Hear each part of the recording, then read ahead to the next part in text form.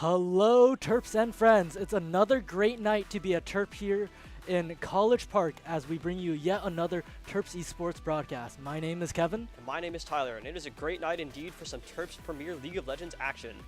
That's right, Tyler. We've got a lot to cover in our pre-show, including a quick review of how the game works, as well as an interview with the team's captain, Viet Mike. Before we get into the action, let's go over the rules of your typical League of Legends tournament match. If you've never played the game before, League is a multiplayer online battle arena, also known as a MOBA. 5 players on each team battle it out on Summoner's Rift. There's monsters in the jungle, minions in the lanes, and turrets to be destroyed. Victory is achieved upon destroying the enemy team's nexus. For this league match, the Terps will be going up against the University of Miami in the Play vs. College League regular season. This is the league's premier team's 3rd match of the season, but 2nd in the studio.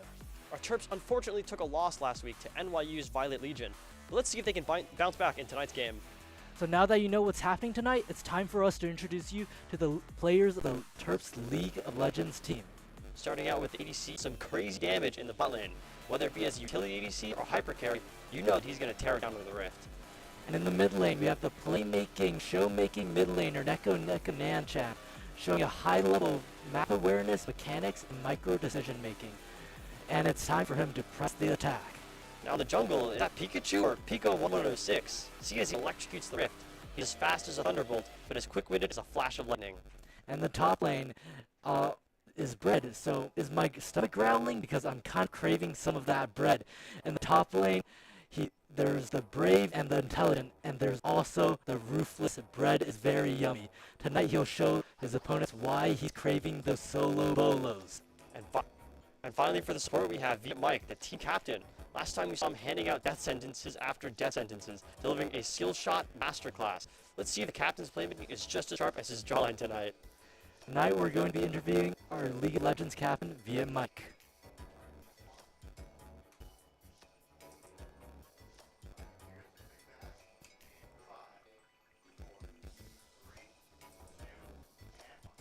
Alright, Richard, how are you? Not too bad. Thank you, Tyler, for having me here. Alright, just have some quick questions for you before we start. Of course. Okay, so first one is, how was your Valentine's weekend? It was amazing. I had to date with my girlfriend, but I also made a bunch of money, so can't complain about that. That's great. Now, just like a hypothetical question. Which league champion would you ask to be your Valentine? Let's even just say as friends. You know, I'm glad that my girlfriend doesn't watch this stream, but if I had to choose one girl just to be friends with, it would be Miss Fortune, and I think we know the obvious reason why, because she has the best personality that I've ever seen in the ADC. Great. Okay, now Lunar New Year's coming up. Do you have any plans? Yeah, me and my cat, Mr. Briskets, I got a little offer for him. We'll frame it right here. Just joking, we don't know how to edit that yet. But it'll just be me, him, and my family just giving out gifts to each other, so it's going to be super fun. Sounds awesome. Yeah. Okay, if you could give one blessing to each of your teammates, what would it be? It'd be better dexterity hands. You know, as someone that just got accepted into, dental school, Congratulations. dexterity is extremely important. So giving them better hands so they can work on their micro would be extremely important that I would be able to give to them. That's awesome. Yeah. And just one final question here. Are there any changes that you would want to see in the future of League of Legends? Yes, I would love to see the remodel of Grubs. I think the sprites are very just not it. It looks like it's something out of TFT. I think they can definitely improve on that. But overall, League of Legends is awesome. Well, for the Grubs, I'd say that, they're kind of supposed to be ugly on purpose. But, okay. Yeah, that's okay. Anyways, yeah, thank you so much for the interview. Yeah, thank Hope you so much. Good luck in the game. Appreciate it.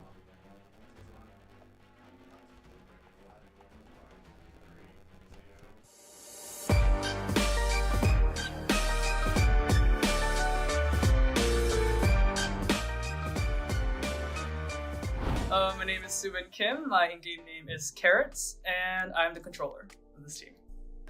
My name is Hannah, my IGN is Tuxedo Sam, and I play Sentinel for the team. My name is Sima, my in-game name is Care Bear, and I'm a Flex. My name is Megan, my IGN is Giraffe, and I'm an Initiator. My name is Sophia, my IGN is Soap, and I'm an Initiator. Hi everyone, I'm Ayush, my in-game name is Dulcexa, and I'm the coach. For me, I think it was just really interesting to see like our names on like social media and like on a website. I'm just like, whoa, my name is on a website but so I think that was like the number one thing that kind of like just it brought the realization of like what kind of team I'm in, like what kind of position I'm in. Meeting them. It's like hard to make a woman and non-binary friends in Valorant, so it's just really nice that we have like a team specifically for that. The studio. Yeah. Oh, the studio. The Oh, studio. I didn't even know that existed. I didn't know that existed until like remember like when we first talked about the studio, I was like, what's that? When I first went to the room, I was like, oh, there's cameras and lighting. I'm just like, that's Nice computer. nice The computers. monitors So are true. crazy.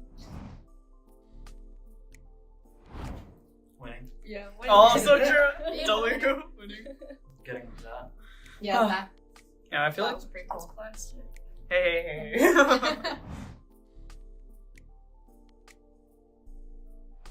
I would say supportive is definitely like Dusty and Rachel. Those two. Just like making sure we had scrims down, making sure we had practice schedules down, like Dusty making sure like to pick out what we did wrong, just like, helping us improve. I think definitely. Yeah, Dusty's a very present coach, so Very. it's like he's really reliable and helped us through the whole season. Thanks, team. Yeah, you'd even like schedule things for us, like Huh. Like organize all those schedules. help us map bands and like talk to Stats, them yeah. if like realize if one of them was like unranked or something. Breaking a Forfeit rule, teams. Forfeit making teams forfeit. Maybe we don't talk about that last part. I would also say like our fans in chat, like on Oh, stream. true. So it was nice knowing W people chat. watching us. And the haters. Oh yeah.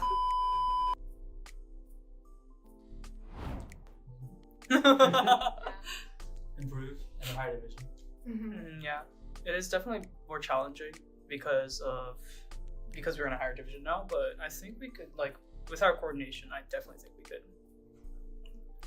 We need to bring home another one of these.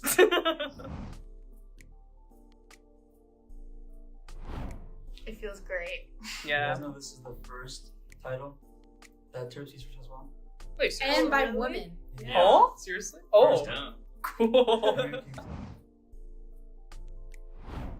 I like playing Valorant. Have an excuse to play games. That's true. That's good. For me, I joined because, well, like I've always wanted to be on a women's team, especially like since I got to UMD, and me and Dusty had always like tried to make teams work every semester, and this was the first time it actually did work and stuck, and the people who tried out like were committed. So I guess I've always just wanted to be on a women's team to like connect more to that community. To make friends. So I had that gap, without a team for a while, and then I saw the form, and I was like, I really want to try this. This sounds fun. And then, yeah, I play Valorant too much.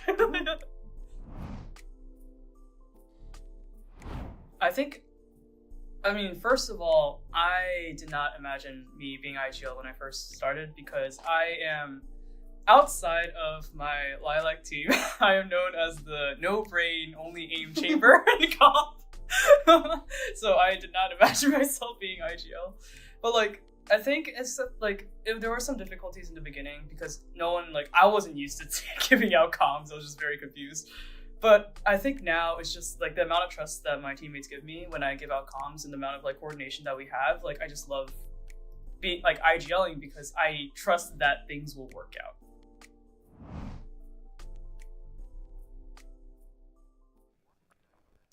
Welcome back, guys, and we're just about to head into draft in a little bit. But Tyler, how are you feeling right now?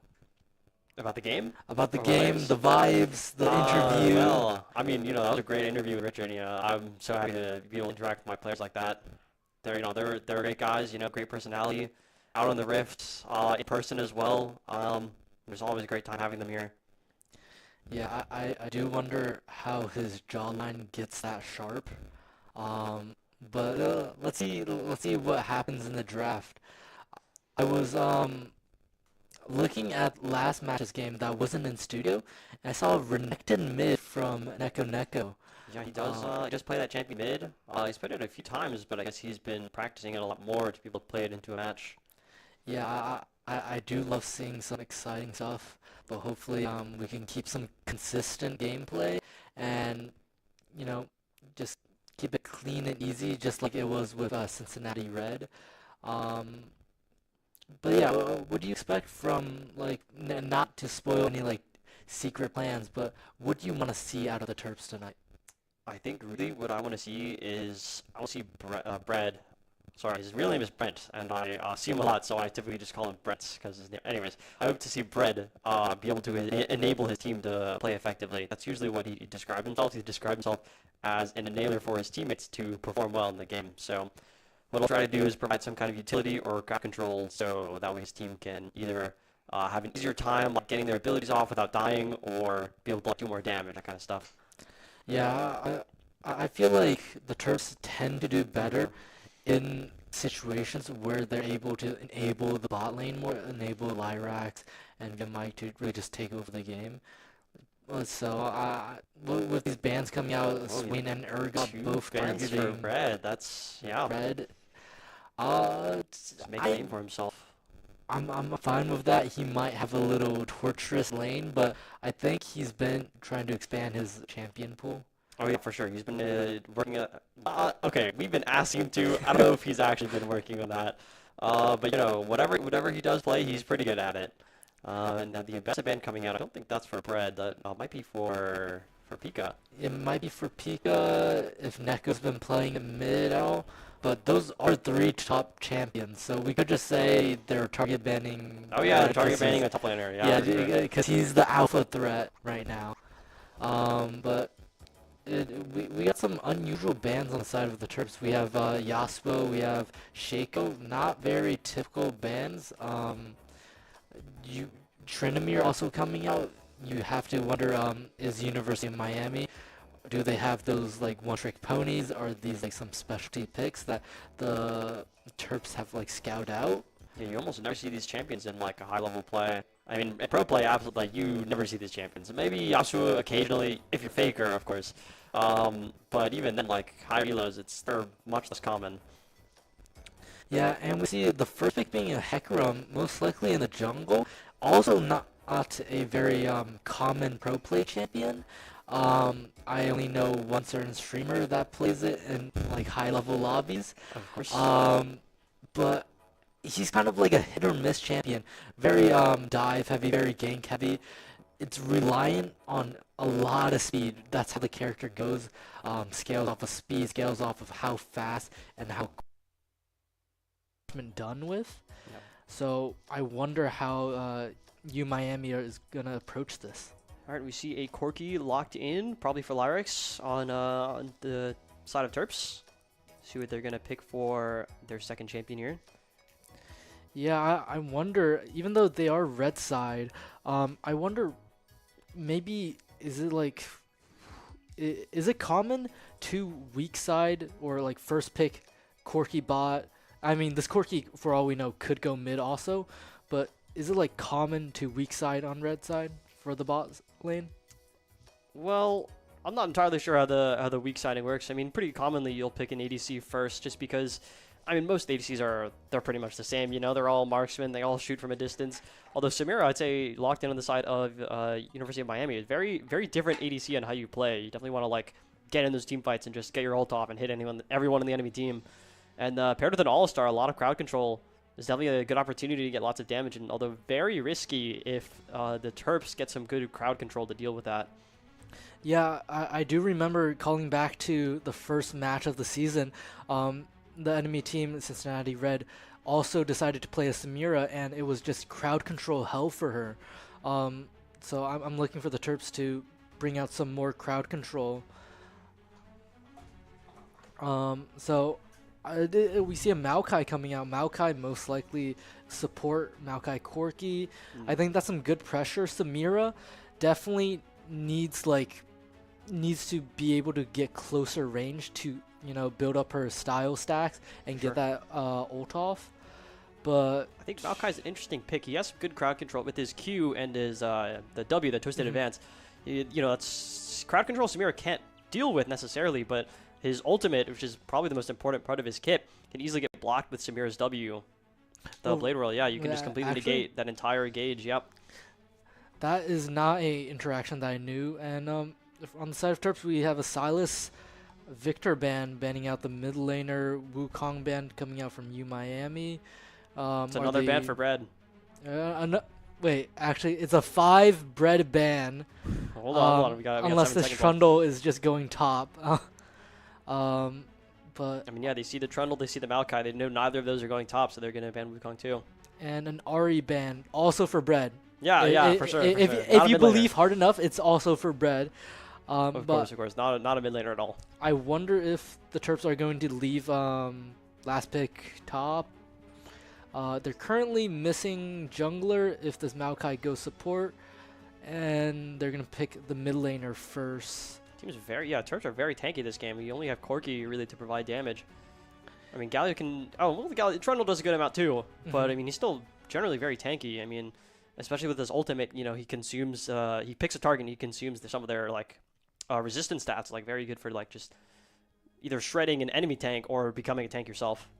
Yeah, it reminds me of, I think last year or the year before, Genji was playing these 4 tank compositions with Cassante Skarner. Gee, those champions were so busted at the time.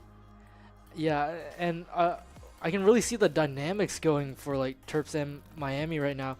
The Terps are playing front to back, very tanky frontliners. Maybe they're gonna put Bread onto damage dealer to balance it out. But Miami, they're focused on going all in. Gwen, Talon, Alistar, Samira, Hecarim. You need to get into the team fight. You need to pick off those damage dealers, or else you're just gonna lose in if the fight drags out. Yeah, I mean, I was worried about that Talon pick. I mean, he'd struggle into 3 tanks like this, but with Gwen could definitely shred through them very quickly. Lots of % health damage, lots of true damage as well. We're going to wait and see what this final pick is for Terps, and it's going to be Olaf for Bread. Probably to counter that, I guess counter Gwen. Very melee-heavy champion. Gwen's Shrouded Mist. Yeah, can't really help out with the immunity because Olaf's just going to be in her face, just attacking her. Yeah, the Gwen is definitely a strong counter pick against this tank composition that the Terps have going, but I think with Olaf and Trundle, like you said, Tyler, there's a lot of hybrid tankiness and damage. They're more bruisers, so to say. Yeah. And Maokai as a support, you're not gonna get a lot of gold funneled into you. You're more there for crowd control, utility, and Galio is the crowd control champion in the mid lane. Just nullifies whoever goes mid, which is probably that Talon. To think of it right now. Safe. So yeah, to our top laner, Gwen. Lots of % health damage. Yeah, honestly, I prefer the Terps composition. I like a more stable, tanky build. These hit and run champions that University of Miami have built around, I don't think that's sustainable as you scale further into the game. Yeah, I mean, I think as a response to University of Miami's team comp, Terps have a pretty good composition as well. I think into certain champions, the Terps comp would be almost completely useless. Say into an Alawi, for example, with 4 melees on your team. She definitely benefits off of having a lot of bodies to just hit. And, they all want to get in her face and try and, take her down. But that's exactly what she wants them to do as well. So, thankfully, we have a good team comp on the side of Terps to face University of Miami. Yeah, so predictions, always going to be biased towards our Terps. But what do you think are, the game-changing points or the pressure points, the win conditions for the side of Terps, for the side of University of Miami? I mean, if this Gwen gets a little ahead, it might be over, to be honest. Yeah, it's a very snowbally season, so I think with a composition that's so gank heavy, hit and run, this Talon might roam a lot, trying to affect the bot lane. A top lane is usually more stable, but you never know if a top laner might overreach and step out. Um, so I think the first 10 minutes will decide how this game For sure. moves. If the tanks are allowed to scale, I think the Terps have a easy win, hopefully. Knock on wood and no caster curse. And Tyler, do you have any other points for the draft before we hop on to the Rift? Well, I mean, okay, Samira's a pretty interesting pick. I mean, you don't see that champion very often. Yeah, she's very, like, feast or famine. You have to get fed early game, otherwise it's over. I used to play with a Samira as, like, my duo, and that would pretty much happen every game. If we don't win early game within, like, the first 5 to 10 minutes, they're going to outscale and they're going to beat us. Yeah, like the Noxus champions, I feel like Draven, Samira, especially in good the point. bot lane, they're like you said, feast or famine. And if they don't get their snowball lead, they're kind of below average in terms of other ADCs. They're not allowed to really if you die as Draven, you basically don't do anything for the rest of the game. You're AFK until you get a chance to catch back up. Even Darius in the top lane. Yeah, I think the Very only exceptions to this is like Mbessa maybe. Oh, and Bessa scales very hard, Yeah. for sure. Bessa's kind of a... And is it Scion also? Oh, yeah, Sion scales incredibly hard, I think also LeBlanc kind of fits the scheme, too, as, like, having to snowball in the early game to win. Yeah, but honestly, I'm looking forward to. It's nothing flashy coming out from the side of Terps, but I want to see how the map control is. I don't know how much damage they're able to output early game because early game, I would say damage is probably more impactful than tankiness because tankiness is very reliant on having enough gold, enough items in the late game to really have an effect. When you have damage early, you can really see the impact. Looking at their team comps again, I mean, it's what Maokai's really good at, especially, is setting up those those huge dives in the enemy team. Just covering the entire field with his ultimate, and generally there's almost nothing you can do against that. You pretty much have to get rooted, and then once you're crowd controlled, they can hit all of your spells and kill you. But against Samira in the bot lane and Gwen in top, both of them have a very powerful ability to avoid getting ganked like that.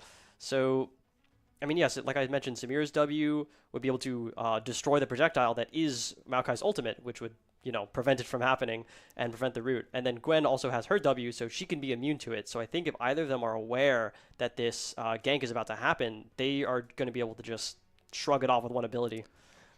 So basically, you're saying the side lanes on the side of Miami is probably going to be pretty safe if they're able to play their lanes correctly, if they're able to position themselves correctly?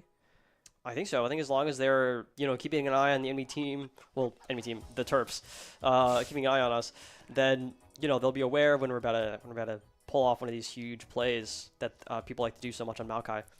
Yeah, I think what I have in my, what I'm envisioning in my head is that on, a objectified Drake, Baron, or whatnot, the Maokai has to be the first in, has to, Sure. W, Q, and then press ult, or ult, and then just go in with W, rooting somebody, and then Galio is able to use that hero's entrance to follow up. I really think this team composition, it may look like you have a lot of engage, but it's not very fast, I would say. It's more like methodical. The Maokai has to be really the flint to light the grenade, basically. It's a good, good analogy for this. I mean, it might be the other way around. Maybe Galio could go first if his ultimate's down. Can't get a very big crowd control though, which is generally what you want to look for. But I mean, even then, getting the priority targets, I'd say, I mean, it really depends on who gets fed. Probably not Talon, but yeah, either Samira or Gwen, whichever one of them gets a better lead. I think either of them will be the priority target. The Terps absolutely have to take down to win a team fight. Yeah, I think Gwen, I have seen so many times in my own ranked games, that character is built for 1v9ing. For sure. There is no point in the game where you can decide, even if she's down 0 for 10, where you can decide that she's not going to be able to impact a fight because of the true damage, because of how the champion works, especially with the new Dust and Dawn item. Oh, that item. They need to do something about that item, man. They have to do something. It's broken, so to say. So no pressure on Bread, but he needs to not allow Gwen to get a because she is the counter to this team composition. Yep. And if he stabilizes lane and doesn't allow her to get a snowball lead, I think the Terps can maneuver around, negating this Gwen basically. But I did hear you mention, Tyler, that the Talon might not be an issue. I feel like that's probably not totally true, because if Corki goes down to the Shadow Assault of Talon, I feel like the Terps have no way to position themselves in a team fight, because that's the other concern. That's basically like 50% of their damage gone. Oh yeah, no, that's definitely another concern I had. I mean, like general, like overall, like Talon would never be able to kill the 4 other members on the side of Terps. Maybe Maokai, but even then, like they're generally very tanky. But I mean, as long as they can peel for that Corki, he's gonna get tons of damage off and just like completely shred through the side of University of Miami. Yeah, University of Miami, I like their team composition because it's spicy. It's something you don't usually see. Hecarim versus Trundle, I believe Trundle wins this matchup one-on-one, but Hecarim's gonna have to, like, he's not safe in his own jungle. He's gonna have to try and affect his laners, or else he's basically like a non-factor in team fights. He might RN, spam a couple Qs. If he's lucky, he can pin somebody onto the wall. I mean, maybe with his ultimate, like that could be a huge, like, just breaking up the, like how the Terps are like arranged in their team fight. They have a very specific way that they line themselves up for these fights. I hear them practicing it all the time. If Hecarim's able to break that up and, separate Corki from his peel, even for just a second, that's enough time for University of Miami to find an opening and take him down. And that's team fight 1 right there. Yeah, so I think we've pointed it out enough. Corki is the epicenter or the focus of this team. Oh, I hear the game. Yeah. We might be getting to the Rift momentarily. Hopefully onto the Rift soon, but Corki as the epicenter of this team composition, what do you think? All right, here we are. Corki or Lyrac should be doing. I think he's just got to stay back. He's got to stay back, let his team tank the hits for him, let them search for him, so that way that eventually when the fight does break out, their abilities are on cooldown. They can't just one-shot Corki the moment they see him. Yeah, I'm wondering if Corki should try and death ball up, or is it probably the safer way to just play way back and just wait for the initial engage to finish and then start doing his damage, because his frontliners should be tanky. They should be living for a while. Yeah, I think so. Anyways, we saw a brief trade in the bottom lane. Lyric's encountering both Samira and Alistar on his own. We have Bread engaging on Gwen now, trying to get some damage in. He does have Ghost, a combat summoner spell, but Gwen choosing to take Ignite over Flash, which is interesting, but it's not quite uncommon. It's I don't know who's going to win that top lane matchup. It's definitely going to be eventful. I feel like Olaf should win naturally, but the Ignite should sway the momentum of the top lane. Yeah, I think the thing about Olaf is that he gets a lot stronger the lower HP is. He gets significantly more attack speed and lifesteal as well. But Gwen is very good at executing her opponents when they get low as well. So it's an interesting problem there. Now we see some trading here in the middle lane.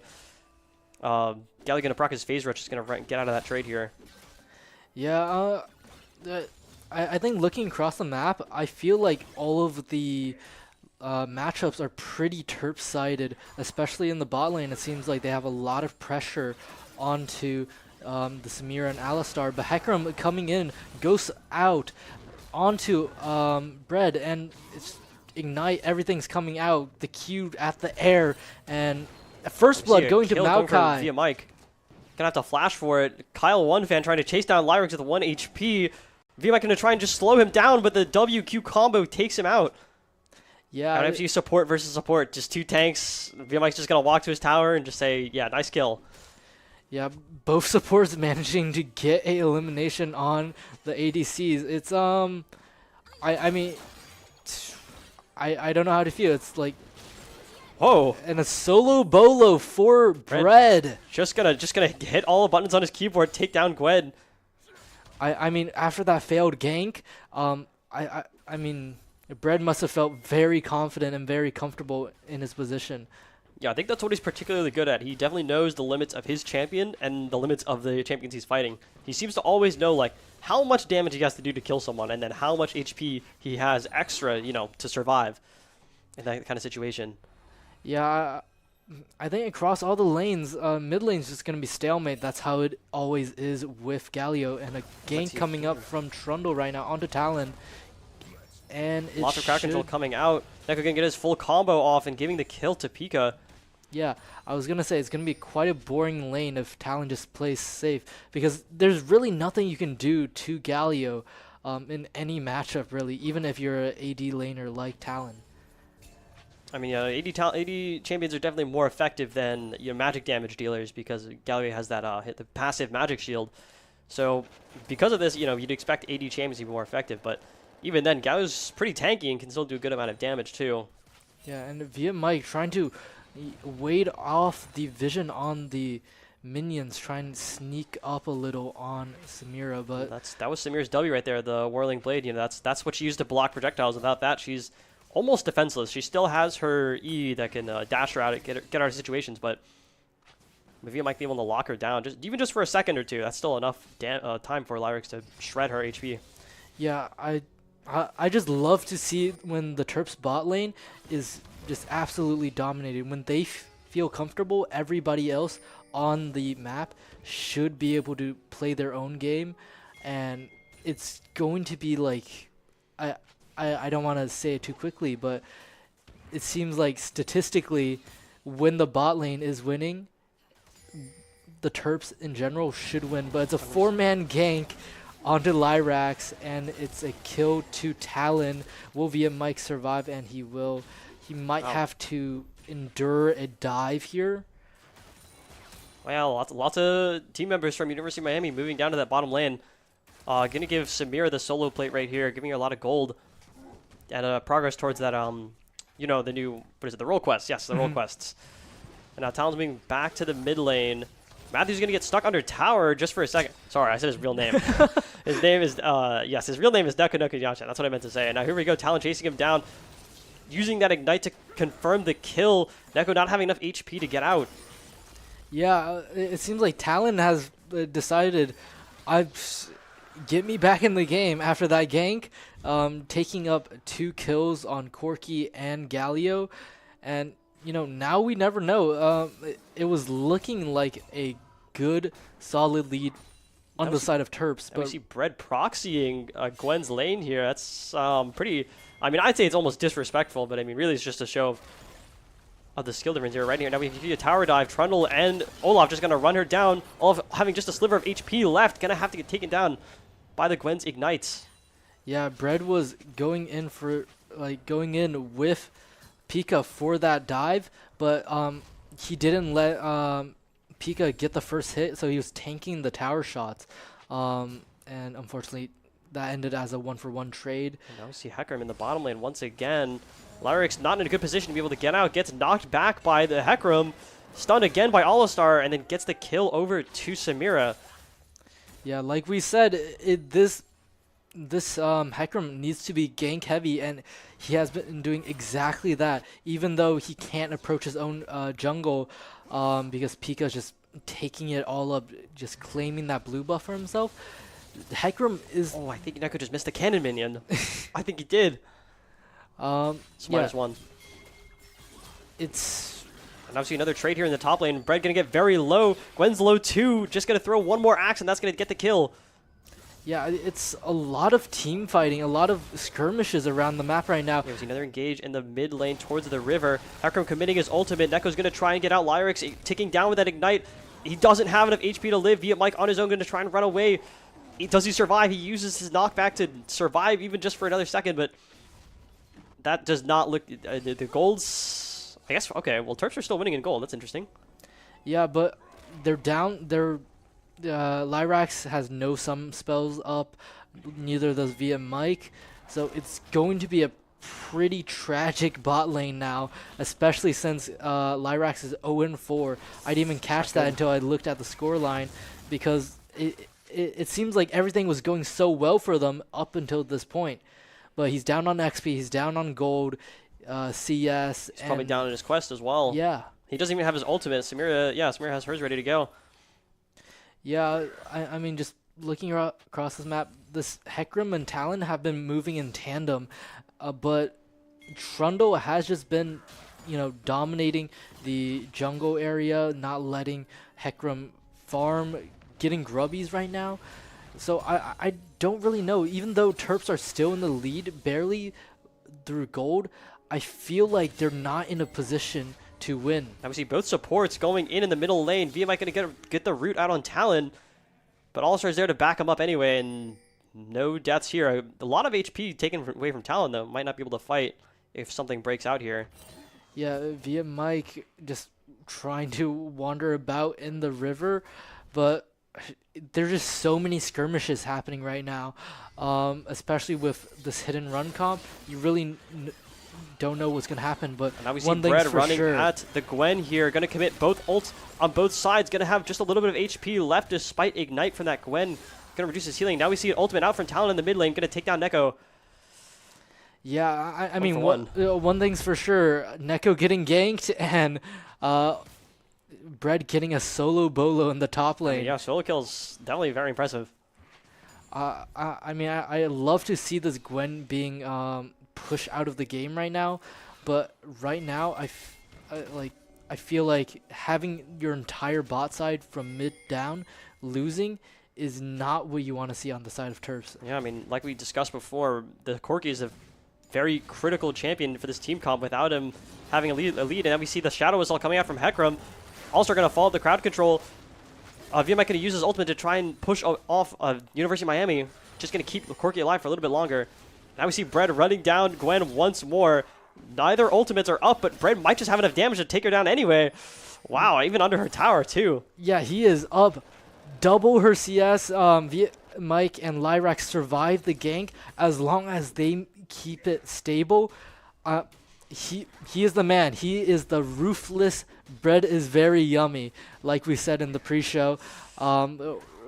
He needs to take over this game because it's basically him versus the bot side of Miami. Yeah, he's got a huge lead, even taking the University of Miami's top lane turret to almost he's on the last plate there. Yeah, even almost taking down that entire turret. It's worth a lot of gold on top of the gold he's gotten from all the kills in CS.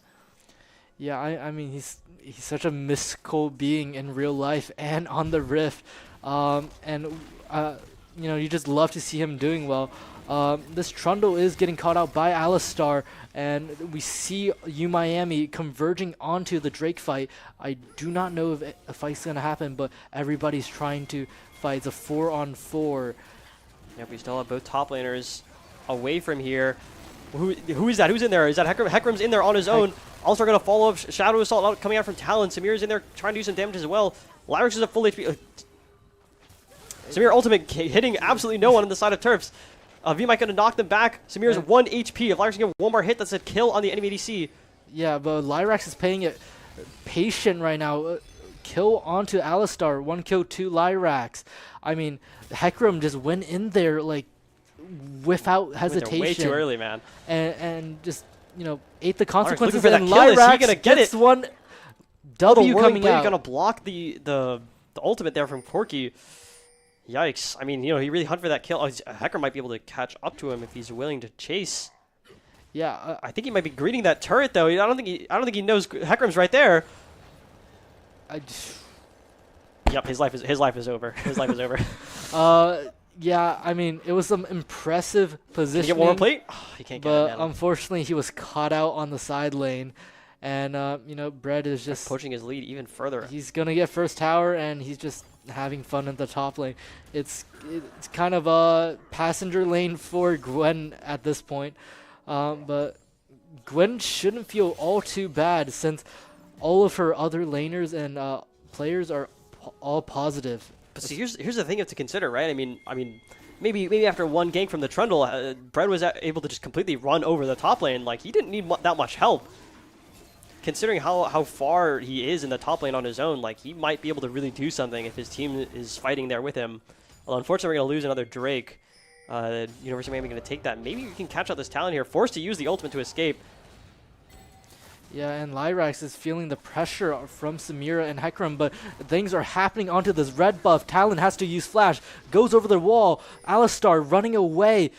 Knockup leads to a quick escape. And, you know, in the top lane, it's the same old usual. Am I watching the same news channel? It's just another kill the for Bread.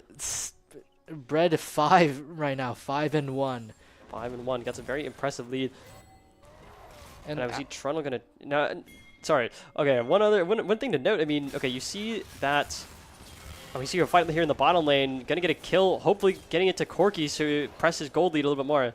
There we go. Okay, like I was saying, Olaf picking up those the plated steel caps, which are meant for attack damage dealers, which is unlike what Gwen does magic damage, which is odd. I mean, you'd consider that if you're fighting someone who has magic damage, you'd get magic resistance. But I think that just shows like how far ahead he is here. And now we see 3 members on University of Miami trying to collapse on him. Brett's going to use his ultimate to try and escape. Fails the flash over the wall. And it's a shutdown on Bread for Hecarim. I think he should have gotten those magic resistance boots instead of the physical ones. The tenacity might have helped in that situation, Tyler. Maybe. But, you know, it's just the same old usual in the mid lane, keeping it steady. But Corki going to go in fast on Talon. The Shadow Assault comes out to escape. But, you might have to clip that flash for the social media team. We'll get it. We'll get it. Don't worry. We'll get it. I mean, no, it's kind of a unwinnable situation, but it is funny to see that kind of thing happen for Bread. Yep, 4-man ganked. Very scary situation. Not much he could do there, unfortunately. Maybe if he had one more kill worth of gold, he could have outplayed them. Yeah, in the bot lane, Samira also got caught out earlier, being very overconfident. And, you know, Alistar might be in the same situation, being overconfident, overstepping right now. Of course, given how tanky he is and how much crowd control he has, he can just cast a quick W and then run out of there. Yeah, I mean, these a quest complete for mostly everybody on the map. I think the only person missing their quest completion. They're all done. Is all the done. Alistar? Is it? No, it's done. It's done. He just hasn't bought a control word just yet. Doesn't have the control word, so basically not using their role quest. Yep, this guy's not buying control words. You know who is buying control words? Via Mike, because he's the better goated support. captain. And now we see a Rift Herald spawn here in the mid lane. Ultimate comes out from Via Mike. And Ul's going to try Graph. and run at the enemy team, but fails to hit anyone to extend his ultimate. Yeah, Via Mike is in there alone in the jungle. Nature's Graphs came out. Ragnarok also from Bread, but nothing happens besides tier 1 going down. Will Talon decide to chase? I don't think so. No objectives on the map, so it's really anyone's game here. Although we see Hecarim out on the wrong side of the map very briefly, of course, using his movement speed to escape there. But yeah, that was an interesting play. They committed a lot there. Committed 2 ultimates to try and, you know, catch out University of Miami there. But, you know, University of Miami, you know, they obviously saw what was coming and they just gave up the tower and walked away. Yeah, sometimes, you know, you overspend and nothing comes to fruition in those engages, but you love to see proactivity coming out from the side of Terps. I don't want to see any bleeding out. I don't want to see any like hesitance. If we have that decisiveness, I think this kind of composition with the hard crowd control is going to win in the long term. Yeah, I think so. I mean, like I guess they failed at the secondary objective of getting more kills, but they succeeded in taking down the tower, which was ultimately more important. Although maybe they could have found a better time to do that when there was some objectives up. But either way, it was still a positive play, I guess. Yeah, and that was a huge damage getting dealt to Talon here, having to use his ultimate to escape. Meanwhile, Samir is trying to hit Via Mike, but not doing too much damage to him. And having the S, which means her ultimate's ready to go. Use it just to clear the wave. Nothing too important there. She knows if she goes in just to hit Corki, she's not going to have enough damage to take him down. Yeah, I mean, that Talon was instantly bursted down by Trundle and Corki, but man, such a slippery champion. But Hecarim coming down with Onslaught of Shadows, and Talon and Hecarim both caught out by 3 members of the Terps. Now Nature's Grab's coming out, misses, but it's just a positive trade here on the side of Terps unless they overstep right now. Yeah, I mean, if that Samira gets her combo up and gets a huge ultimate while Terps are crowd controlled, it might be hard for them to do anything. It might take huge damage. Mike going a little bit too far, gets headbutted out into the side of University of Miami, just gets quickly killed there, and giving Samira her as making her a huge threat right now, which means Terps probably need to back off right here. Yeah, that was just an overstep. A shutdown going to Samira is not what you want to see, but I guess there was some more. Man, okay, look, I gotta give it to Kyle, one fan, the All-Star player here. I mean, that was I didn't even see what happened. I heard a flash, and I saw Viet Mike was just on the wrong side of the map. Should not be surrounded by his enemies right there. His teammates were not ready to help him out of that situation. They were way too far away. And 3 levels up in the top lane, Bread is just doing same old as usual, keeping his lane pushed and just grabbing anything he can find around him. And the blue buff is the next victim. Talon and Hecarim going down on Galio, misses. Perfect Justice Punch right there to escape that charge right there. If it was just a little bit too late, he would have collided with Hecarim and gotten stopped before he got to his tower, and they might have had the damage to kill him right there. Yeah, just one word for the team of University of Miami right now. They are slippery. That's the one word I would use to describe them. Samira is going back and forth. Hecarim's looking for any opportunity to find a advantageous play on the side lanes. Now we see 3 Terps on the side of top lane. Maybe gonna try and just take down this tower, or maybe get another kill onto this Gwen. Of course, she does have a lot of healing against multiple targets, so it might even be more effective to just send Bread on his own to kill the Gwen. Yeah, I mean, right now we're just seeing lanes being overloaded. Galio and Talon are taking the sides, just isolating themselves from a team fight. You know what we haven't seen yet this game? We haven't seen a good Galio ult. Yeah, but he does have the advantage with the hero's entrance, since Talon has no TP. Talon is a very mobile champion, hopping wall to wall.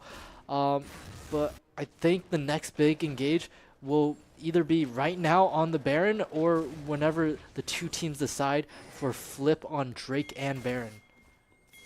What's interesting, I mean, I had a weird feeling that the Terps were insanely ahead, but if you look at the gold, I mean, 3K isn't a crazy lead. I mean, the kills are also perfectly even, 12 to 12.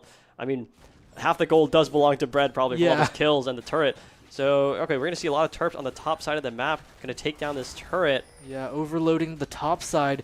They're just looking for their lanes to get pushed, maybe looking for a play onto Baron. We see some pings on the mini-map. Go Baron, start it right now. I think they feel very, comfortable just starting this up. They have a lot of good people to zone this. Galio just looking for any position to prevent people from entering into the Baron pit. Yeah, of course, he's not going to do too much damage to that Baron, having to wait for his cooldowns. With only 1 item, he can't do that much damage. Just going to try and quickly trade with Talon and then walk away. I think his priority here is just protecting that turret. He needs to clear the wave while his team can take Baron here. And it seemed like University of Miami didn't even know what's happening. Nature's Grass coming out, Onslaught of Shadows. Hero's entrance, shutdown on Corki for Talon. Hecarim goes down, double kill for Olaf. Another kill on Gwen, triple kill. Talon managing to just fly out, and the slippery Alistar moves his way down to the bot lane.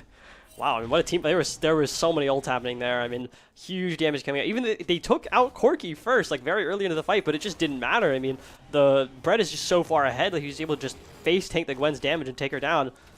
Yeah, he is so accelerated that he's a whole item and tier 2 boots up and he hasn't even backed yet. Gwen. Let's see what he finishes. Whoa, hold on. He has a 3rd item. He has Fiend Hunter's Bolt. This is a new item, which it gives him his It gives him ultimate haste. It gives him the ability to cast his ultimate on a lower cooldown. But it's interesting because he has an item that does that already, but it's built for bruisers, like being more tanky, doing a little bit more damage or attack speed. But this other item he just picked up makes his next 3 attacks critically strike, so he will do even more damage after he casts his ult and have it up sooner. Those were a lot of words being said, but I think this is some secret Maryland super server build. Yeah, you would not build this on Olaf normally. And right now we see Lyrax going in on an engage with Viet Mike. It's going to be a 4-on-4 fight in the bot lane. No ultimates coming out right now. It's a 5-on-4 in advantage of U Miami. Is Hecarim going to chase? He's going in, chasing, caught out. Neko Nanchan gets a kill. Shadow Assault comes out.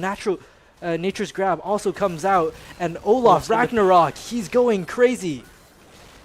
Wow, there's so much damage there. Okay, I mean, the Gwen committed that ult way too early. I mean, without her W either, she can't ignore Corki's damage while trying to hit the front line. I mean, it was just not a good fight. I mean, University of Miami should have recognized that and abandoned ship right there. They really should not have tried to fight that, but they did anyway, and they lost 3 members because of it. Yeah, with Baron, I wouldn't be surprised if the Terps would try and push for an angle to end their 8k gold up. I mean, Brett is 10-2. It's like Lyrax taking tower for some reason. His teammates are just don't want to for some reason, I guess. I mean, they pick up the kill there, but still, I mean, they're like losing their main damage dealer. That's not good. That's not good, right? I mean, honestly, with Brett here, Ragnarok comes out. He does not care. He has like that's a 10-second ultimate at this point, something like that. I mean, it's already a third of the way back off cooldown. He'll have it again in maybe another 20 seconds. Yeah, Brett said, hold my beer. I'm going to take over this game. I'm the main damage dealer now. I mean, for sure. Like, against a team like this, a lot of true damage that Olaf has. You can shred armor as well. Huge life steal as well from his items and from just being Olaf as well. And now we see Infernal Drake going to the side of Terps, giving them even more damage. Maybe they meant to lose the first 2 Drakes so that they can get more Infernal Drakes, right? Maybe they just like seeing 4 Inferno Drakes stacked up. That's true. And, you know, looking at the score lines right now, we have good old reliable Neko in the mid lane. 9 assists as usual. He's the true support of the Terps. Yeah, I mean, Gala's a very supportive character here. Just getting a couple items to keep him to either engage better with the Rocket Belt or to keep himself safe with the Zanyas after diving the enemy team. Well, we see lots of Terps on the top side here. Olaf's about to be there as well.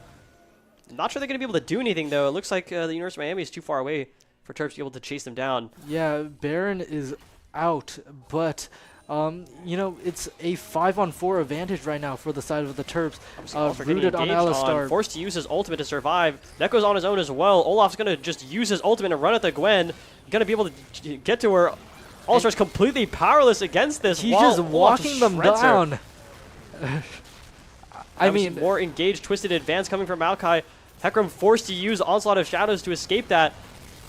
A big knockup from Alistar. Samiro coming out, killing everybody. 1k shutdown for Talon onto Olaf, but 3 survive. I don't think it matters. They have Hecarim and Alistar left against who we have. We have Trundle, Corki, and Galio left to just shred there with these turrets. I mean, they're going to need a good engage here. Neko's going to get them crowd controlled. Lyra's getting huge damage out there. I mean, even though he had that, like, disadvantaged start, he's still the damage dealer. He's still the ADC. He has 2 items. He's solid on gold. Building towards that Mana Mune soon. And, I mean, 1k gold shutdown to Talon is not good, but when you're playing a team full of tanks, I think that is fine. It's nothing to sweat about. Brett literally has double the gold his opponent. He has almost 15,000, while his opponent only has 7,600. That is quite literally double the gold. Yeah. Huge lead there. Before the game, before the stream, we were talking about some job security, but I think he will be this is a statement game. He wants his paycheck, even though they don't get paid. We don't pay our money. Yeah. Anyways, we see big engage here on Gwen, forced to use her W on her ultimate, but just too much damage for her to be able to deal with. And Talon going in on his own on the Reed champion, there's nothing he can do there. He's not built to do that. That was some Antarctic super server combo. A hop over the wall, shadow assault into a random flash into the wall. But safe to say right now, Nature's Grass comes out. Ragnarok coming out again. Exhaust going to do absolutely nothing. So much damage with his ultimate. Just going to run down the Samira. Onslaught of Shadows. Hecarim's going to just do something for fun at this point. There's nothing he can do here. And the Terps are going to try and kill him under Fountain, and they succeed. only losing 2 members, and that's game 1 win for UMD. I mean, holy moly. That is a nice turnaround. 9-7 for the 0-4 start Corky. And Bread starting off 5-1, he might have, gave away some kills due to some ganks. But across the board, the Terps are just looking so solid. They play to their composition strength, and the win condition of not having, or like the lose condition of not having enough damage. Bread walk 'em down is very yummy. Said, I got this. Hold my beer, hold my axes. This Gwen ain't a problem. I mean, yeah, that well said, Kevin. He definitely just took control of that game. He got a brief lead over his opponent and just pushed that as far as he could, and he definitely, showed us how good he is on this champion.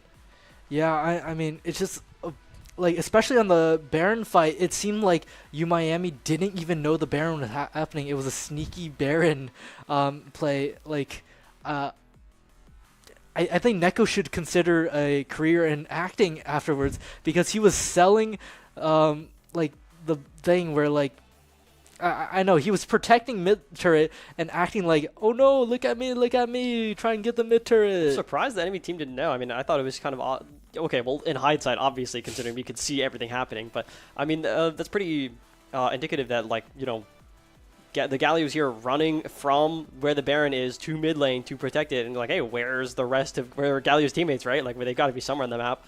Yeah, I love the sudden realization when Gwen finally goes into the river and sees 4 people on Baron. But, I mean, that's such a great game. That's what we love to see from our Terps. And we should be back from a short commercial break, hopefully for the next draft. Yep. See you soon.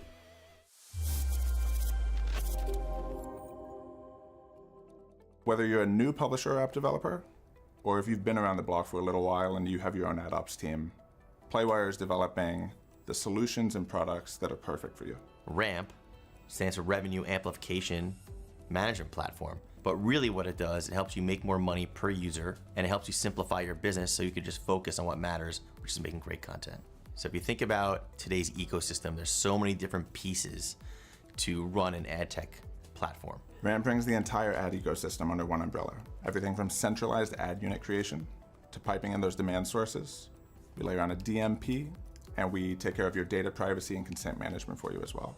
We tie all of that together with robust analytics. Playwire really offers our publishers 2 different models at this point. We've got the full service model where we come in and we cover everything. And there's now our new self-service model where you can come in and you can say, I just want Playwire to take care of some of these things for me. Another thing that we've had a lot of partners do with us in the past is say, hey, maybe I have a few of my own direct campaigns that I want to run.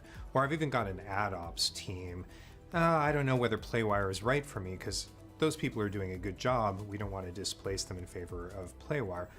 That's fine. We're happy to bring all the technology that we've put out there, but use it with your own team and with your own ad stack. What does that mean for you as a publisher? It means that you get to leverage all of the revenue maximization technology that we've got in place and still have all of the capabilities and all of the demand partners that you're used to working with. You can have your cake and you can eat it too.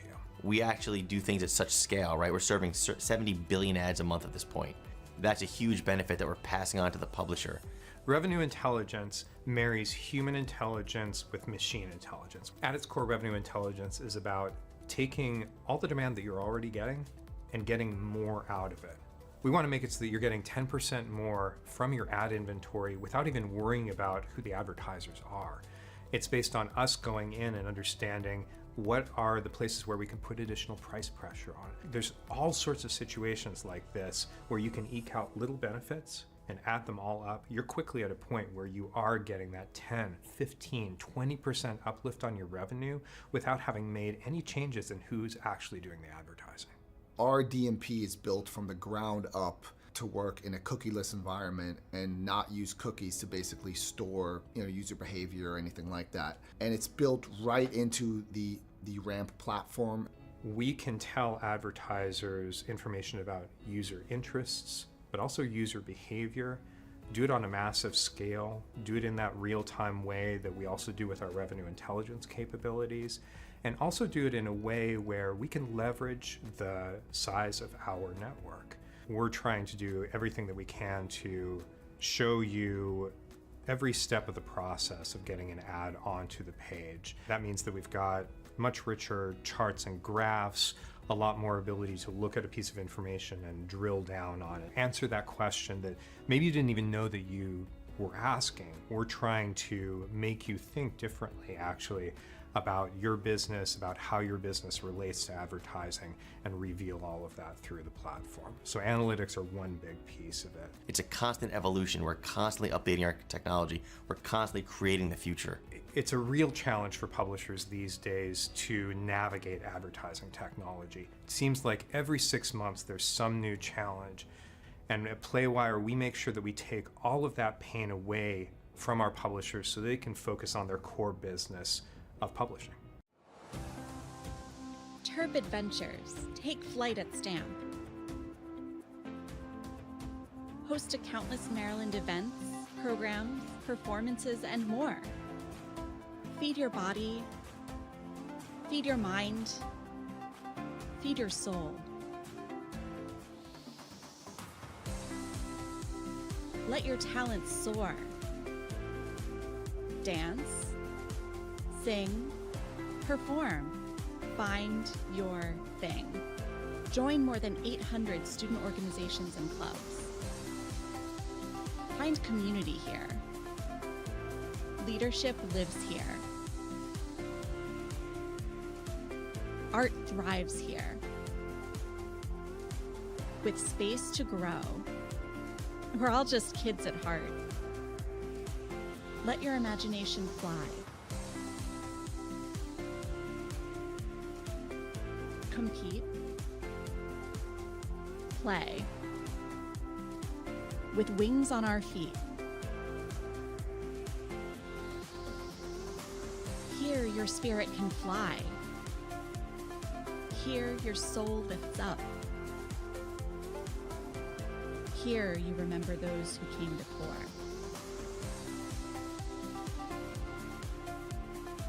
This is STAMP.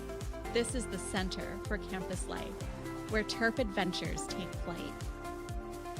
You belong here. Come fly with us.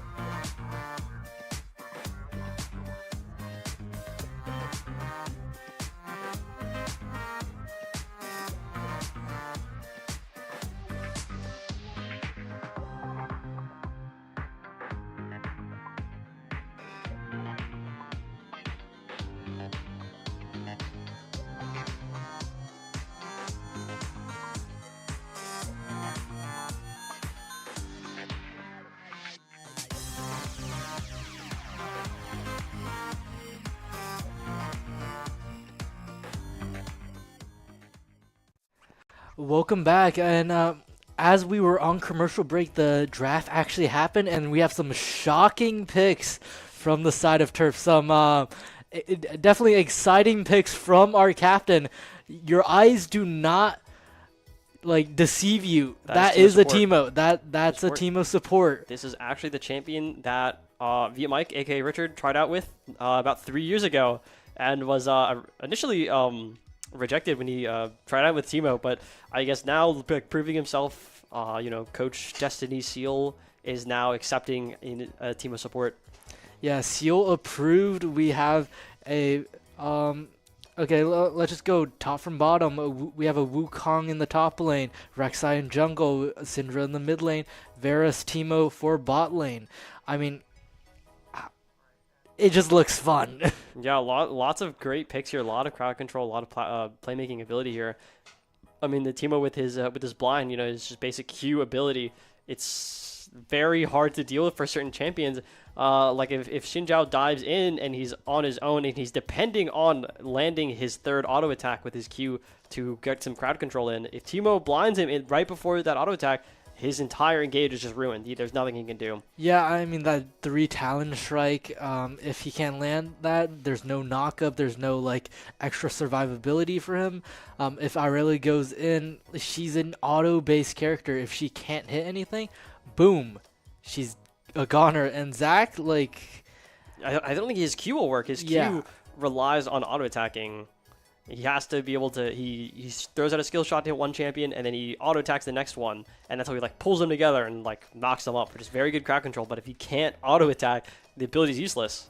Yeah, and from a surface level, it might seem like Misfortune and Nico, they might be the stronger laner, but if you think about it, Teemo's technically a counter against Nico, even though Nico was picked last, because the Noxus traps will, absolve any fake minions from leaking into the wave. I mean, it's just a brilliant pick from our captain. It just... Oh, yes, brilliant pick. Totally not. He's been wanting to do this since 3 years ago. It's amazing foresight. But looking for the both sides of composition, once again, what do you think are the win/lose conditions for both sides? I think Miami definitely has a better team fight here. I mean, it's hard to say. I mean, really, okay, if Zac gets a good engage here, you have Misfortune ult and Nico ult. Lots of AoE damage and crowd control. Very dangerous for University of Maryland here. But you have to remember that Zac's engage, his elastic slingshot, his E, is very easy to cancel. I mean, there's 3, maybe even 4 ways that UMD can cancel that. I mean, with Syndra's E, Scatter of the Weak, just knocks him out of the air while he's flying in. Rek'Sai's knockup could cancel it. Wukong's ultimate could cancel it. Varus' ultimate could cancel it. There's a lot of ways to cancel this engage, and I think that's what they really need. Or a Nico ult onto the Terps would also set up a huge team fight for Miami. Yeah, the Zac in the top lane, Xin Zhao in the jungle, and Irelia in the mid lane. Irelia and Zac could swap, but it's most likely that Zac's in the top lane, and Misfortune and Nico bot. I mean, it's very strong front to back. They have those bruisers of Irelia and Xin Zhao. I mean, I've seen Xin Zhao in the top lane, actually. I've seen it before. Yeah. And then you could have Zac jungle as well. They have a lot of flexibility here, but I think damage-wise, it should be leaned towards the side of the Terps. They have a lot of damage from Rek'Sai, Syndra, Varus. That's just a lot of burst, a lot of poke coming out. So as long as they can keep their distance, keep, basically move like a butterfly, sting like a bee, they should be able to win long terms if they can drag out a poke fight. I mean, yeah, not a lot of poke from Miami here. I mean, they only really have Nico. Yeah, I mean, on the side of Miami, they just kind of have to go, and if they can land the Nico, the Zac engage, Misfortune is able to hit her bullet time. But beyond that, I feel like it's just autos after autos, and once again, it's the Teemo diff.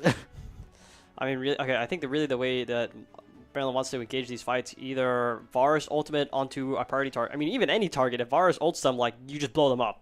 He's going to get so much damage off. The new Dusk and Dawn item, you pretty much build on a Varus immediately, and you get to just delete people from existence. I mean, even without it, he still has a huge team to follow up right after. I mean, lots of crowd control and damage from the rest of his teammates as well. Yeah, like from surface level, it looks like Miami might have more crowd control, especially with that Nico ult. But if you secretly look, Varus ult, Wukong ult, Syndra, Scatter the Weak, Rek'Sai knockup, even Teemo with Noxus traps will slow down the enemies, especially if you build a Rally's staff, I believe. It's going to just slow everybody down, especially on the side of Miami, where everybody besides Misfortune and Nico is melee. They have to get in that close range. Even Nico should honestly be considered melee, because you have to be on top of the enemy, or us, the Terps, to be able to get that Pop Blossom off. I was just going to say something and then I forgot. I'm sure you were just thinking about how great our Terps composition is and how easy we're going to win this game, because Teemo is broken. And oh, yeah, of course. Yeah. No, our captain's the GOAT. Of course, yes. Yeah, Syndra ult, Unleash Power. It's basically a stronger Veigar ult. That's what I've heard from many of my friends, honestly. Yeah, I mean, it sets up her E right afterwards, right? If she gets, like, 10 of those spheres on the ground, like, then she uses her E. That's, like, 10 different ways she could stun the enemy team. Yeah, I mean, this comp is, I feel like it's going to be just... I like the Terps comp way better, just because I'm thinking about what's going to happen. I illustrated how Maokai was going to go in last game, so I'm going to paint you another picture, okay? It's going to be a Varus ult. Everybody's going to get, like, chained from the Varus ult on the side of Miami, and then it's just going to be ult after ult, Noxus traps, Unleash powers, and, the Terps are just going to have an easy team fight. Oh, I remember what I was going to say. It might not look like Teemo does a lot of damage, but at the end of the game, you look at the charts and you see, oh, he did the most damage on the team. That's so weird. How did he do that? I mean, yeah, it really is just from all the burn and the poison damage that he does, and the traps. Randomly, you'll just walk into a trap, take a bunch of damage, and it won't kill you, sure, but you're maybe just like 10% lower on HP than the next fight, which is pretty important if every single HP matters. I mean, like, it does a good amount of damage, and you'll regen past it occasionally, but that really ramps up his charts when you look at it in the end. Yeah, I feel like Teemo is a very underrated, like, support type champion, even if you play in the top lane, because the mushrooms have like vision to provide. They provide good, like, chunking damage before a team fight. Usually you want to set up vision around the Drake or around the Baron before you start the fight. But you can also set up those mushrooms, which if they detect, they have to spend, like, a vision sweeper to clear it, or if they just step into it, they're just going to take significant amount of poison damage. Yep. I think we are... Those are those... Yep, that's the sound of the game. We're in the Rift, spawning in. Going to be switching over to that momentarily. Yeah, and I hope to see, early game, who do you think wins here, Tyler? Early game? I mean, okay. Misfortune's generally good early game. She does a lot of damage, and she can snowball pretty well. Rek'Sai's kind of in a similar way. She's generally more like an early game fighter, but I think, wow, we see a lot of Terps. No, this is Universe Maryland. We might see Neko getting caught out right now. Flash coming out. Forced to use that flash. Aurelia electing to take her stun to try and lock down Neko, but of course the flash out from Neko means that he's going to get away from that, but not a good situation to be in, not having flash against such a fast champion like Aurelia. If he gets locked down, it might be over for him. Yeah, and it seems like there's a lot of cheese strats, so to say, that are coming out right now as Teemo's waiting here, via Mike, waiting here in the jungle alongside Varus. I mean, it's just a lot of action happening, and it seems like they're just trying to prevent the bot laners of Miami from entering the lane again. And Fred fighting a lot here in the top lane. I think he was able to zone Zac off of some CS as well. Huge damage here. Got to be aware that Zac still has his passive up. I mean, even if he kills him, he's gonna have to take down another health bar. Yeah, I don't think Wukong necessarily has the attack speed for, fight against Zac passive, and there's an invade coming out from Xin Zhao. We gotta see what Pika can do in the situation. So much poke that the Terps are delivering here. Mike just needs a second, just that Q right there. He just has to be in range for half a second, and that's all he needs to get some good damage here. Yeah, is it just me, or did the mid laner and top laner switch from last game? They did move around, yeah. I remember John Kembaron, I think, yeah, that was the Talon, and Burko was the Gwen, but yeah, it looks like they switched. Yeah, I mean, and Neko, known for his playmaking style, is now put on Syndra, more of a damage type character. So we gotta see what he can provide. Instead of going 0-0 and 10, he should go 10-0 and 0. Hopefully this game. Yeah, hopefully not 10 and 0. That would be the worst case scenario.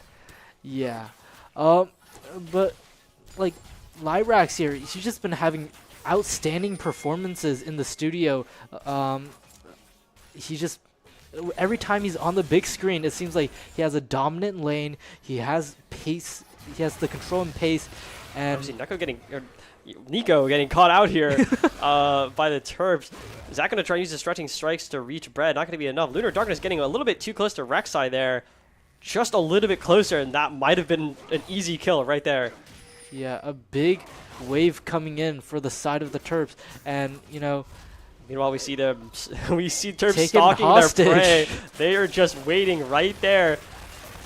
Yeah, they're just waiting like predators pouncing onto Misfortune, and she goes down. Xin Zhao is here to Via Mike forced a flash there right into Allen's there with the Xin Zhao, just gonna kill him right there. Lark's trying to get away.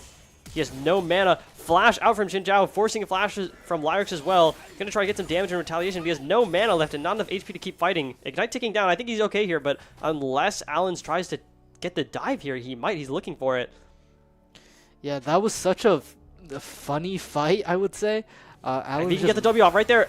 Oh, he wasn't close enough.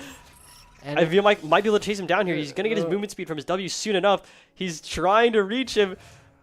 Oh, just a little bit closer. Oh, but is Nico going to get the root? If he still had flash, that would have been a kill. That was so close. Dang, that sucks. Yeah, I do remember Brett showing off some Wukong tech where you can, double. Oh yeah, both you and your clone would Q the target. The enhanced auto attack. Yeah, I mean, there's. Yeah, Brett trying to get that kill there onto John Kembaron with the ignite, but it wasn't enough damage to kill him. Yeah, there's a lot of, things happening around the map. It was such a messy fight in the bot lane, but it was hilarious seeing Pika and Via Mike just stalk their prey. I mean, yeah, it didn't work out too well. They both died, but it was kind of funny. It was so like huge aura, I have to say. Definitely top 10 aura moments on the Rift. I mean, you see two members of University of Miami trying to get onto Neko here. Forced a flash, out, lots of damage. He might maybe he can get one kill out of it, and it's just not enough with Aurelia's. What's her W called? Yeah, the W for the damage resist. Just gonna let her survive all that tower damage. Yeah, I mean, right now Neko is just a victim of being at the wrong place at the wrong time. First, it was the start of game flash, getting caught out, and now it's just a 3-man gank. And in the top lane, it's rather quiet compared to last game. Gwen last game was getting kind of ran down, but this game with the player swaps, it seems like Brett is taking a more relaxed approach, taking a more stable gameplay wise, because Zac, you can't really do anything against, especially when he has his passive up. Yeah, it's pretty hard. I mean, now, just a prediction here. I think the moment Brett gets his summoner spells back up, I think he's going to go for a kill. As long as he's not too close to the tower, he can definitely go for it. He for sure has the damage to take down Zac's passive. Yeah, I mean, he's just one level up. He's doing a solid amount of damage, but you just got to be wary of Zac's sustainability. And you also have to consider that he he's sort of a little bit more perceptively tanky than you might think. He sort of heals more the lower he gets, because his abilities cost current health, but they'll always restore a max health, a percentage of his max health, that is. Yeah, and we see Pico once again stalking his prey in the bot lane. Nothing quite happening, but right now Xin Zhao just having a frenzy in Pico's own jungle, but Drake's gonna get started up right now, and they do have pushed the Terps in the bot lane. Oh, but these vision for U Miami here are on the dragon. They know that Pika's on it. Are they gonna be able to do anything about it? Yeah, we see Burko moving down to try and fight Rek'Sai. Yeah, Pika's getting way too low to do anything here. And Brett gets ganked by the Xin Zhao. Uses Ignite to get the kill. Having just a sliver of HP of his own. Ooh, barrier comes out from Misfortune. Irelia rooted another kill shot from to 4 via Mike. Yeah, shot from 4 different directions. That was not a good situation to be in. I mean, a flash coming out from Zag. Brett just confident with his techniques. Flash coming out. Look at the moves. And, you know, talk about a standout player. Talk about putting on a show when the lights are the brightest. I mean, did you see the Zax here right there? He queued a minion and then flashed to reach Brent. He was in range to do the second part of the ability, by the way, but he autoed a minion instead of Wukong, so he didn't do his damage on the target, and he just, you know, couldn't kill him. And unfortunately, though, the Drake is going to go down for the side of Miami. Pika getting catched out by Xin Zhao. And Via Mike has to be careful here. He does have vision, and he does have his movement speed, so he knows to avoid it. Big stun coming out. Crescent Guard also coming out, but Via Mike, you know, I think Neko was able to stun everyone except for the person who was actually on his teammate right there. Yeah. I mean, he stopped some of the extra damage from Nico, but I know we see a trade in the bot lane. Lyric's getting really close to Lunar Darkness here, using the barrier to just get right in her face and shoot her, waiting for his abilities to come back up, and gets the kill. I mean, that's only confidence you can see from a seasoned veteran. He knew that Misfortune didn't have her barrier. He had Summoner Spell advantage. I mean, he just walked at her. Yeah, he's like, I know we're both ranged, but like, I'm gonna get in your face and shoot you. Yeah, Lyrax is Mr. Walk It Down this game. Right now we have some movement going towards the Grubbies.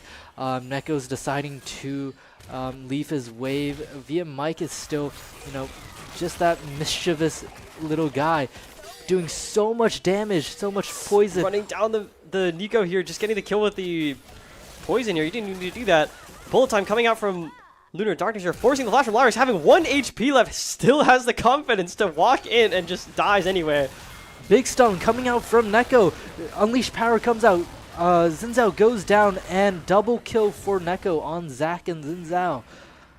I mean, fighting everywhere, man. These fights are too much. Like, I'm getting too old for this. I mean, right now it's such a fast season, but it's like, look at the kills, man. Yeah, 5-2 Teemo. There was a shutdown for Misfortune, but Scout of the Week stunning onto the Aurelia here. Of course, Neko doesn't really want to go for an all-in here. He just wants to back the amount of gold he picked up. Yeah, I mean, same for Bread here. It's just a solid gold lead. Pika's taking the brunt of the punishment right now, but really he's here just to enable his teammates. For sure. I mean, we saw in the gold graph earlier, he was several thousand gold behind the enemy jungler, but Bread was several thousand gold above his, so of course it all balances out. I mean, it depends who's going to carry more, Wukong or Xin Zhao. Yeah, I mean, right now, like, just look at Misfortune's health. She, I believe she was at 80% of her health before walking into that Noxus trap. And that's a support, by the way. I mean, that's just absolutely crazy that the first one to a full item was actually via Mike. Now we see Xin Zhao coming down into the bottom lane. He's aware of the position of the traps using the scanner. Walks into 2, though. Ultimate comes out from Lyrax. There's nothing Xin Zhao can do now. The Crescent Guard is not going to save him. Yeah. Terps just walk in his face and kill him within the barrier. I just don't know what to say. It simply brings a tear to my eyes seeing blinding dart. Mike. Flash blinding dart, just get a killer right there. Rek'Sai's going to try and chase down Lunar Darkness here. Lars charging up those arrows to do a little more damage. Goes Isn't able to a land the little shot, bit but off. even just chasing Lunar off the turret there is going to be a big deal. She's missing CS under that turret. That's a lot of gold. Meanwhile, Brett is just still fighting and fighting in the top lane. I mean, I'm simply in awe. Role quest finish for Bread. Oh, the names are too similar, man. You got me messing up now. But it's just absolutely beautiful gameplay in the bot lane. Oh, just a slight sidestep, dodging the stretching strikes and the elastic slingshot. Zach is just almost completely useless here. Only has his ult really to try and make a last-ditch effort. And I mean, Lars threatening a kill right there, forcing the barrier out from Misfortune. Misfortune just something, but can never keep her barrier summer spell at this point. I mean, yeah, really. I mean, Lars just needs a couple hits and she's dead. Bread using his ultimate Cyclone to kill John Kembaron here under his own turret. He's gonna have to respect the passive, and Lars gets a good snipe right there. I mean, and now we see Pika trying to defend his own jungle here that Allens is taking. Of course, the only member of the Terps that are behind right now. Flash Crescent Guard comes out from Allens. Gonna get the kill onto Pika, but of course Neko being right there is able to retaliate. Yeah, I mean, it's just Pop Blossom comes out, but turret goes down. Ignite goes onto Lyrax, and you know, shut down for Nico. But at this point, Via Mike is the real carry. Cancels his auto, unfortunately. He wasn't able to get it.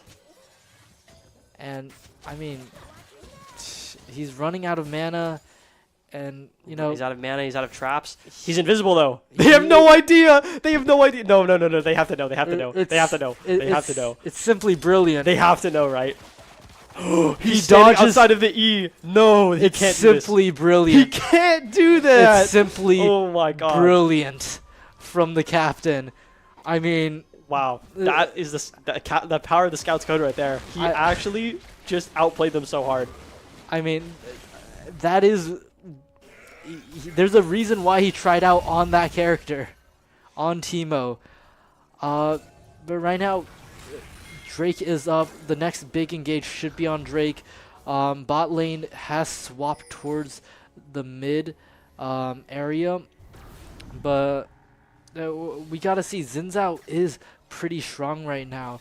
But Rek'Sai is mainly here for tankiness and utility. I would favor a bot fight on this Drake for the side of Terps, but I feel like they shouldn't be the ones to start this Drake fight. But it seems like University of Miami is just conceding it.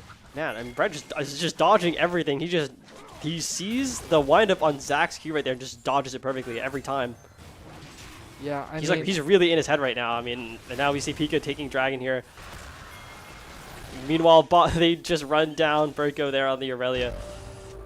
It's just... It seems like Via Mike is everywhere on the map right now. Via Mike has, like... I mean, he really can be in two places at once. He has those traps. Yeah. But I've seen Gator trying to get Brett here, but he's just hitting the turret. He's going to try and finish it off first. Now he commits his Cyclone here and Ignite onto Xin Zhao, trying to get a kill. Pressing Guard going to knock him away.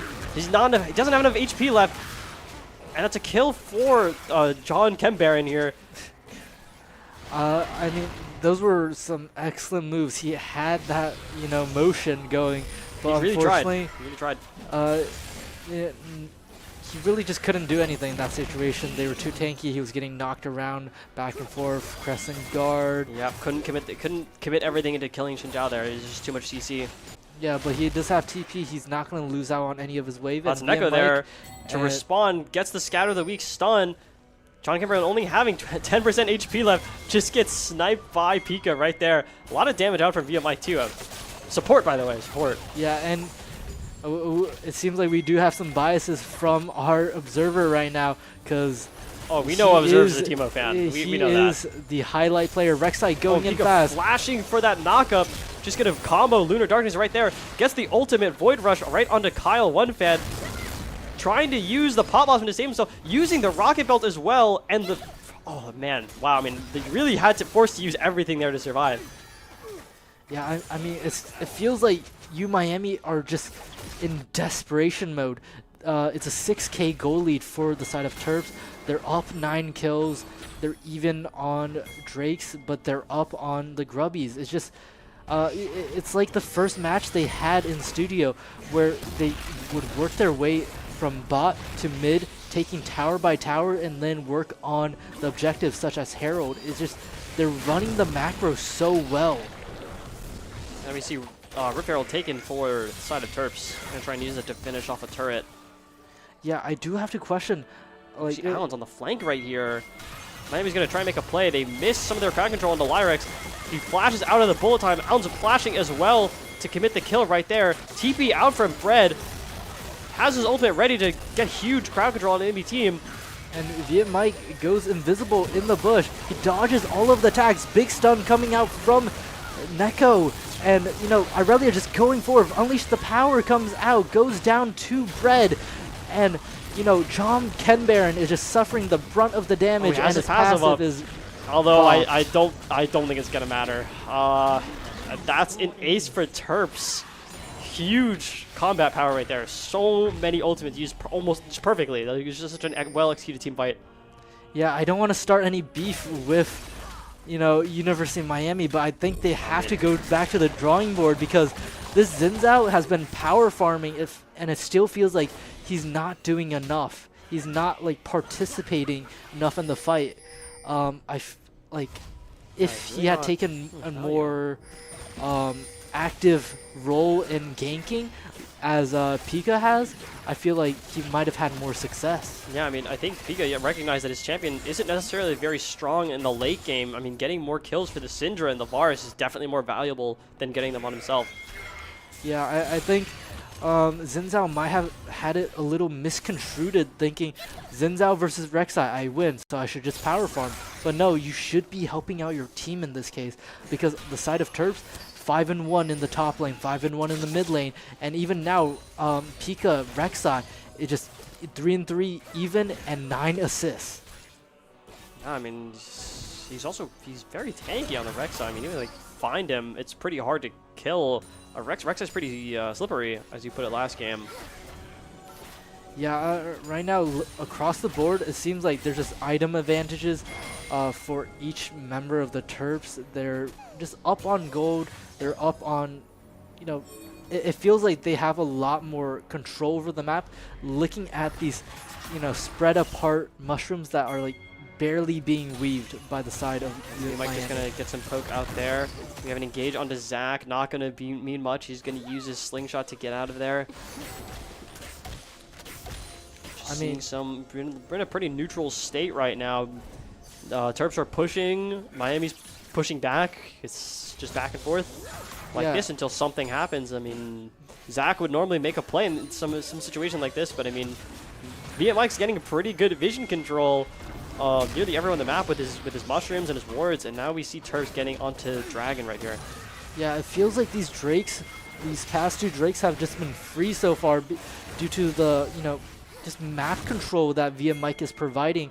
Yes, there is this cross map coming out from John Kenbaron, but and we see a chain of corruption coming out from Lyrex here, forcing Burko to flash.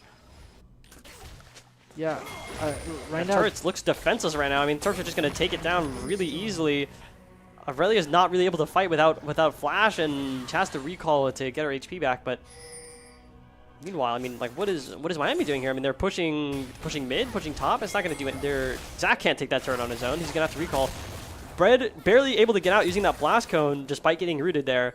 Would have been a bad situation without it. Yeah, and we see Zach engaging, going to get canceled by the Rek'Sai. She's going to get full DPS by Lyrex here. I mean, that was just complete fail engage. I mean, like I mentioned before, that was going to happen. Yeah, if you want to see somebody sacrifice gold, textbook example was John Kenbaron right there. It's like, hey, how do I make this situation even worse? Unfortunately, yeah, that's the only analysis gold lead for, I mean, the side of Terps. I think, okay, if he was able to do that while his team was right behind him, it might have worked. Yeah, and we see an engage onto Rek'Sai. Crescent Guard coming out from Xin Zhao, forcing flash from Pika here. They're just going to walk away, still having to commit a very important cooldown, flashing away from the chain of corruption from Lyrex. I mean, it seems like there's really like nothing Miami can do. They're just getting harassed under their own turret. Knockup, bullet time comes out, stun from Stuns it Neko. perfectly. Ultimate to take down Misfortune right after their primary damage dealer. I mean, Cyclone coming out from Brett is very yummy. Scout of the week as well. Pop Blossom coming out from Kyle One Fan, gonna just get killed immediately, and not being able to use that ultimate there. John Kimber trying to just defend the turret, but it means it's not enough HP. Meanwhile, Pika Void rushes Xin Zhao, and that is game. Yeah, that should just be GG. Well played. No ultimate for Misfortune. Can't clear the wave. And I mean, Tyler, that is just spectacular gameplay from the Terps, and especially from our captain in the bot lane. So well executed. I think they all play their champions nearly to a perfect level. Yeah, you want to see, I mean, Neko described as the playmaking, but he's also a showmaker, as we said. 7-1 on the Syndra. He was just doing so much damage, and Pika took over his role of being this engaged, being this second support, basically. 11 assists. It's just looking so good throughout the board. When they're able, like, when they're in the studios, it seems like they just have that, like, energy within them to coordinate, and, like, they have that, like, chemistry, Tyler. Or maybe they just want to go home. It's pretty late. Yeah. I mean, it just, this is what you like to see every time they're in studio. They give us a show. The lights are bright, and they always deliver. And, you know, any takeaways from that game? I mean, I don't know what else there is to say. I mean, they played their champions really well. They were coordinated everywhere. I mean, they, like we saw in Game 1 with Neko on Galio, who sort of took his turn as a support, backing up his team, not trying to take all the glory. And then in Game 2, that role was kind of moved on to Pika, who, you know, had a harder time in the early game, but definitely came back towards the end. Meanwhile, Neko was able to just run down the game on the Syndra, getting so many plays, so many stuns, and just, like, executing his opponents with the ultimate. Yeah, and the guy, the legend, Brent, the bread man, you know, had a more quiet game this match. But, I mean, he was still so reliable. He won his lane. He didn't have any outstanding plays. Yes, he didn't go 5-1 in lane, but he kept it steady. He won his 1v1s. He got some solo bolos, even though they weren't, like, you know, maybe highlight worthy. But I think this is a good outlook for the team.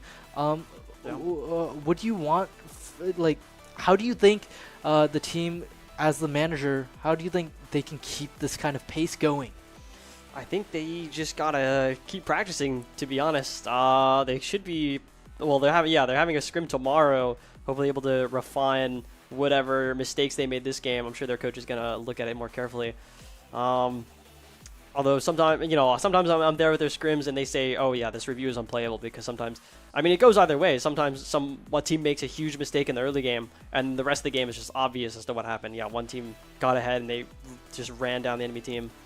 Yeah, I mean, the second match was definitely a lot more, like, uncertain, I felt, because of, you know, people getting caught. There was some, you know, bad trades, especially in the aura farming bot lane play. Was a little iffy, but in the end, everything worked out. They were able to stabilize, and they knew how to play the map, especially. Yep.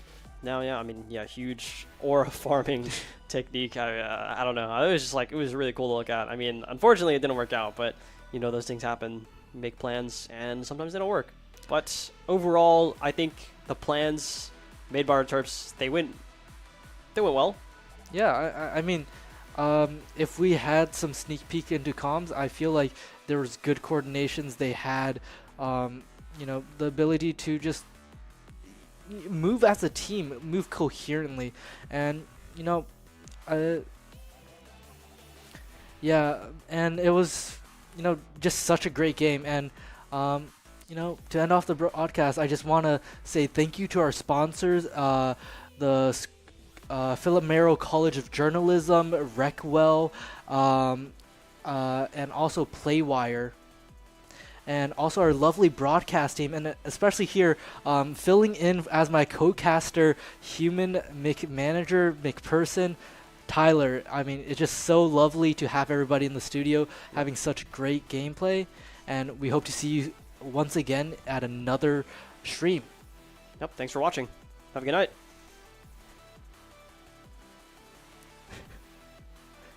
Lovely broadcast team. Yep, there's CJ, our director. Jessica, broadcasting help.